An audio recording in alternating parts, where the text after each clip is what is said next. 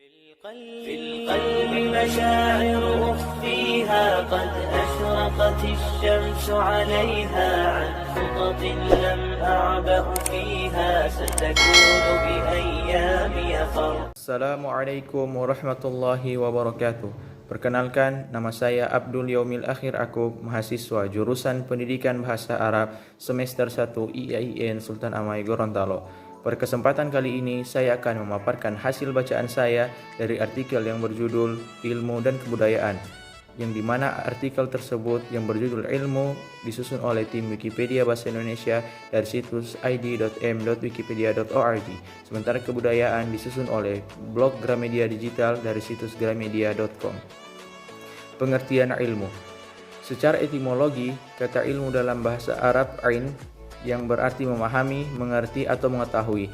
Dalam kaitan penyerapan katanya, ilmu pengetahuan dapat berarti memahami suatu pengetahuan, dan ilmu sosial dapat berarti mengetahui masalah-masalah sosial dan sebagainya.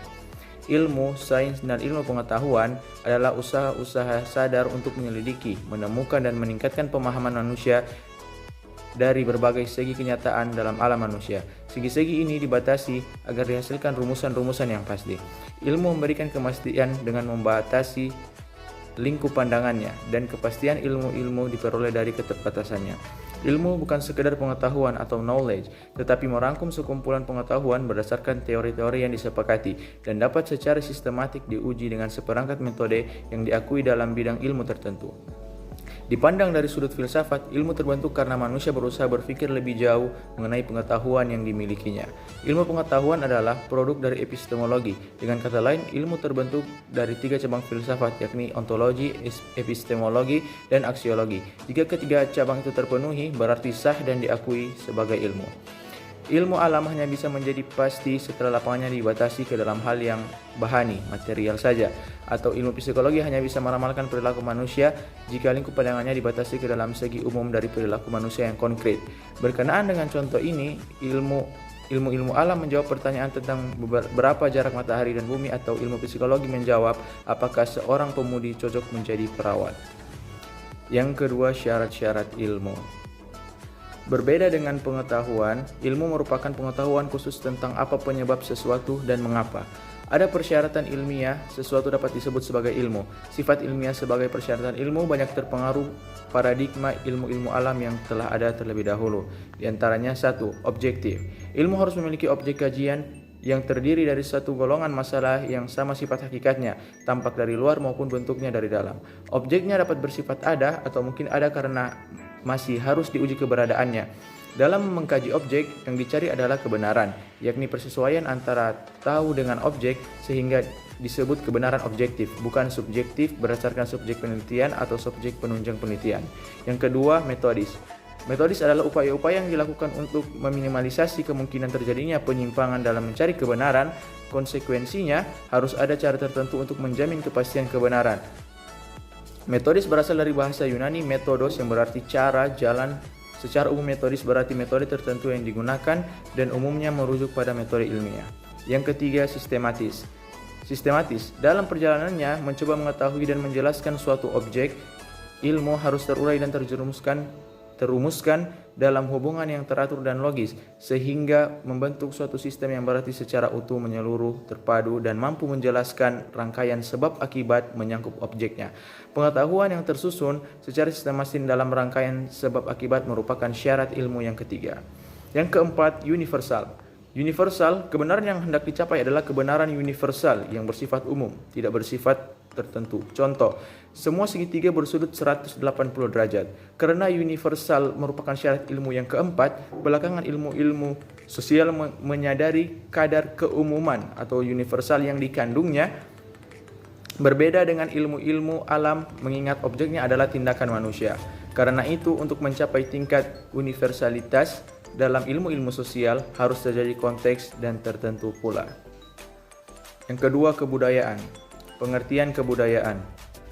Secara etimologi atau secara bahasa, kata kultur atau budaya berasal dari bahasa Latin yakni colere, yang berarti mengolah atau mengerjakan. Kata kultur dalam bahasa Inggris juga dapat diartikan sebagai kultur dalam bahasa Indonesia, yang berarti kebudayaan. Selain secara etimologi, beberapa ahli turut mengemukakan pendapatnya mengenai pengertian kebudayaan. Berikut pendapat para ahli mengenai pengertian kebudayaan. Yang pertama, menurut E.B. Taylor. Menurut E.B. Taylor, kebudayaan merupakan hal kompleks yang mencakup beberapa hal di dalamnya, seperti kepercayaan, kesenian, hukum, moral, adat istiadat, serta kemampuan yang diperoleh manusia sebagai bagian dari kelompok masyarakat tersebut. Yang kedua, menurut Selo Sumardian atau Sulaiman Sumardi. Menurut Selo dan Sulaiman, kebudayaan merupakan seluruh hasil karya, rasa, serta cipta dari masyarakat. Yang ketiga, menurut Ki Hajar Dewantara. Menurut Ki Hajar Dewantara, kebudayaan adalah buah budi dari manusia yang muncul karena ada hasilnya alam serta kodrat masyarakat. Kebudayaan menurut Ki Hajar Dewantara juga bentuk dari kejayaan dari masyarakat yang mampu mengatasi kesulitan-kesulitan serta menjadi awal munculnya tata tertib di masyarakat. Yang keempat, menurut Kontiara Ningrat. Kebudayaan merupakan keseluruhan dari perilaku makhluk seperti manusia serta hasil yang dapat diperoleh makhluk tersebut melalui berbagai macam proses belajar serta tersusun dengan sistematis dalam kehidupan bermasyarakat. Yang kelima, menurut Pasurdi Suparlan. Kebudayaan didefinisikan sebagai pengetahuan manusia sebagai ciri makhluk sosial yang dapat digunakan untuk memahami dan menginterpretasikan berbagai hal di lingkungan, sehingga menciptakan sebuah pengalaman. Menurut Pasurdi Suparlan, kebudayaan juga merupakan sebuah landasan serta acuan seorang dalam bertingkah laku. Yang selanjutnya, ciri kebudayaan. Kebudayaan dapat dikenali melalui ciri-cirinya sebagai berikut, yakni pertama, budaya yang hadir di masyarakat akan dipelajari oleh generasi selanjutnya. Kedua, budaya dapat disampaikan oleh setiap individu pada individu maupun kelompok lain serta diwariskan dari generasi ke generasi selanjutnya. Yang ketiga, budaya menurut sifat yang dinamis, artinya budaya dapat berubah sepanjang waktu.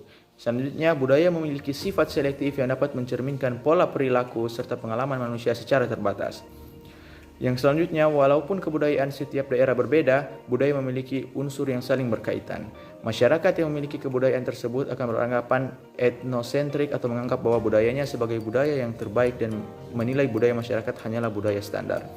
Budaya memiliki unsur kepercayaan di dalamnya yang dipercaya oleh anggota masyarakat yang memiliki kebudayaan tersebut.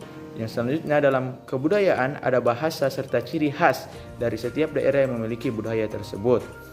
Budaya merupakan produk yang diciptakan oleh manusia atau sekelompok manusia. Yang selanjutnya, ciri dari kebudayaan adalah budaya meliputi objek materi yang diwujudkan melalui teknologi serta meliputi sikap, nilai, dan pengetahuan.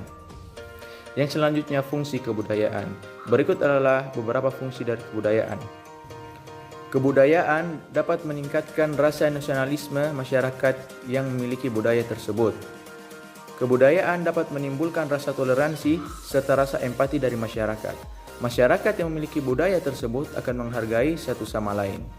Kebudayaan dapat dijadikan sebagai sebuah sarana untuk dapat menjalin sosialisasi. Kebudayaan juga berfungsi sebagai media belajar.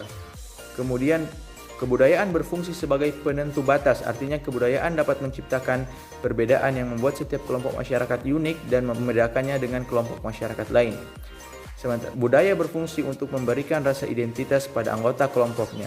Yang selanjutnya, budaya berfungsi untuk memfasilitasi lahirnya komitmen pada suatu hal yang lebih besar dari kepentingan individu anggota kelompok masyarakat tersebut. Yang selanjutnya, kebudayaan berfungsi untuk dapat meningkatkan kemantapan pada sistem sosial di masyarakat.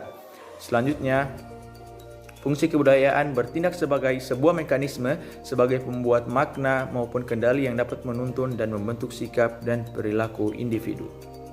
Demikianlah pemaparan dari saya. Lebih dan kurangnya saya mohon maaf. Semoga dapat bermanfaat.